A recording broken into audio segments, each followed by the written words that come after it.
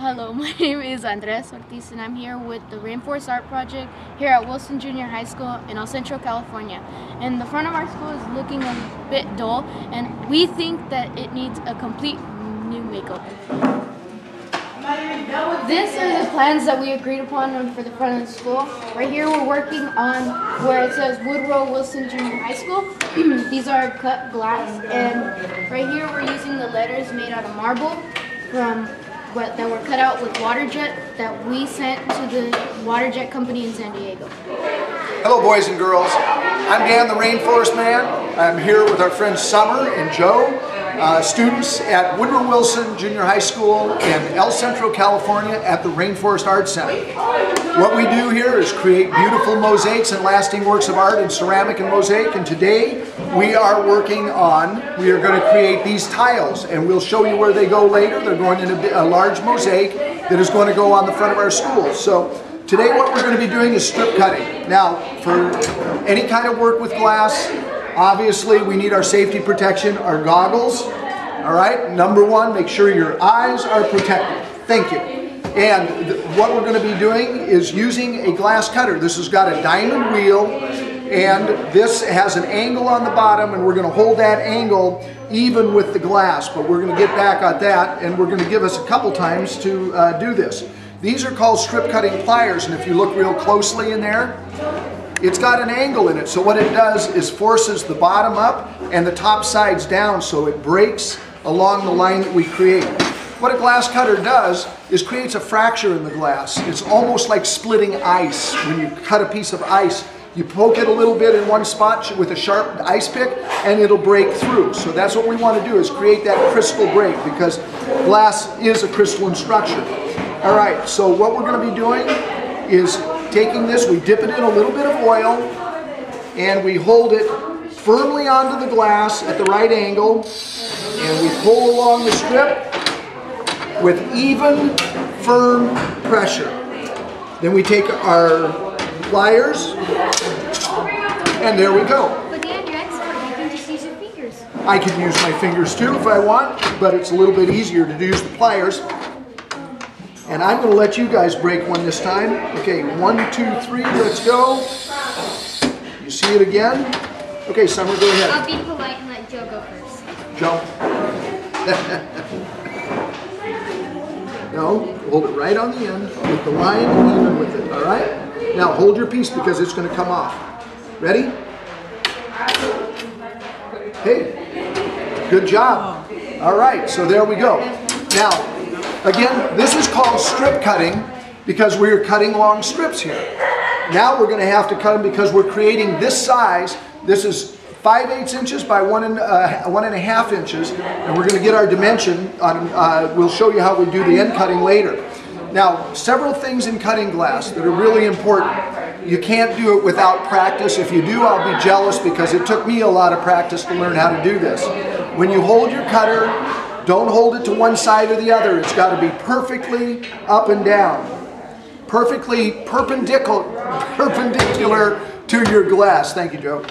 And then it's also, we got to make sure that it doesn't go sideways. That wheel on the bottom, this diamond wheel, has to spin perfectly evenly along with the glass.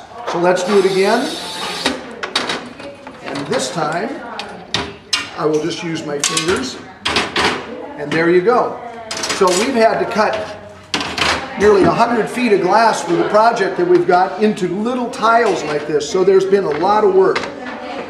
All right, once again, and you'll hear it when it's cutting good. You get that even pressure, and we pull it firm and even, and there we go. All right. All right. Welcome back. Now we're going to be doing our strip cutting, or our end cutting rather. We just finished our strip cutting. So we take our strips here and we line them up in our machine. This is a machine that we actually invented here at the Rainforest. I call it the VitroQuart 5000. And thank you, my assistant Joe just gave me the glass cutter.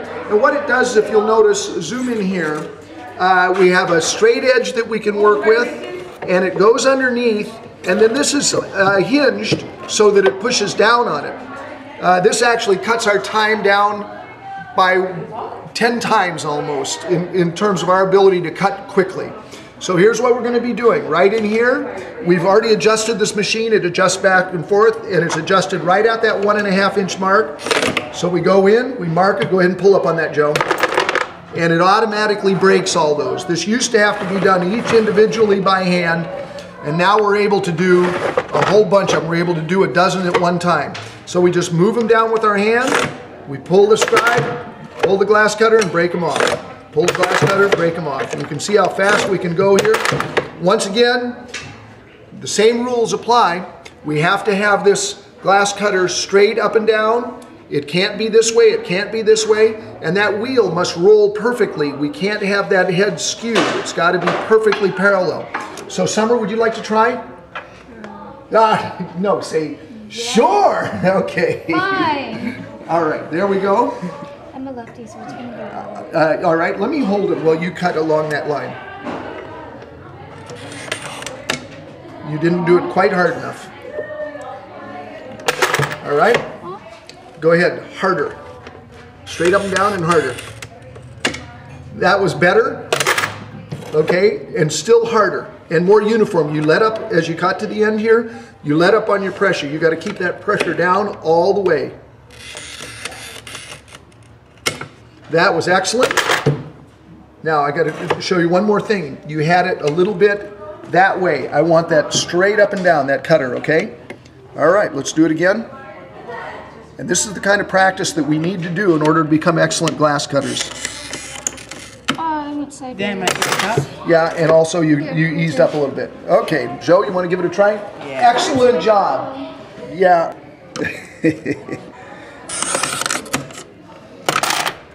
Okay, just shove them through with your hand there.